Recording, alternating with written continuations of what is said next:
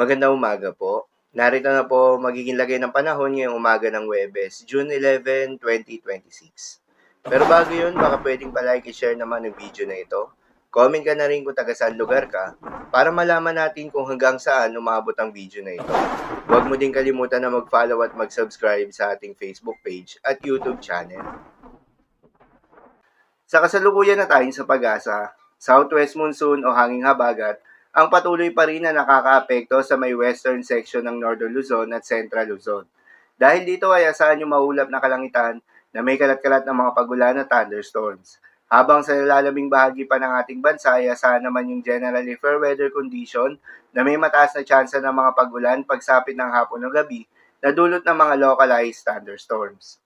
Magandang balita naman dahil ayon sa pag-asa ay wala tayong binabantayan na low pressure area o bagyo sa loob o malapit sa Philippine Area of Responsibility na maring makaapekto sa ating bansa. Subalit maging handa pa rin tayo dahil posibleng may isang bagyo pa ang maaaring pumasok ngayong buwan ng Hunyo.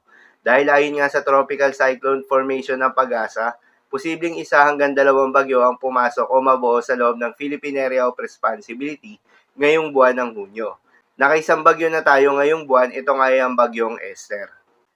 Para naman sa magiging lagay ng panahon ngayong araw ng Huwebes, dahil nga sa epekto nitong southwest monsoon, asahan sa Ilocos Region, Batanes, Babuyan Island at Zambales, ang maulap na kalangitan na may kalat-kalat ng mga pagulan at thunderstorms. Posible ang mga pagbaha o pagguho ng lupa, due to moderate to at times heavy rains. Habang sa Metro Manila at nalalaming bahagi pa ng ating bansa, ay asahan naman yung bahagyang maulap hanggang sa maulap na kalangitan na may kalat-kalat ng mga pagulan o thunderstorms na dulot ng mga localized thunderstorms. Posible rin ang mga pagbaha o pagguho ng lupa during severe thunderstorms. Madalas, nabobo ang mga thunderstorms na ito tuwing hapon o gabi na nagtatagal ng 1 hanggang 2 oras. Kaya naman ingat sa mga posibleng banta ng pagbaha at pagguho ng lupa, lalong-lalo na sa mga lugar na inuulan na noong mga nakaraang araw pa. Para naman sa magiging lagay ng mga dagat baybayin, ayon sa pag-asa ay wala pa rin tayong nakataas na gale warning sa anumang seaboards ng ating bansa.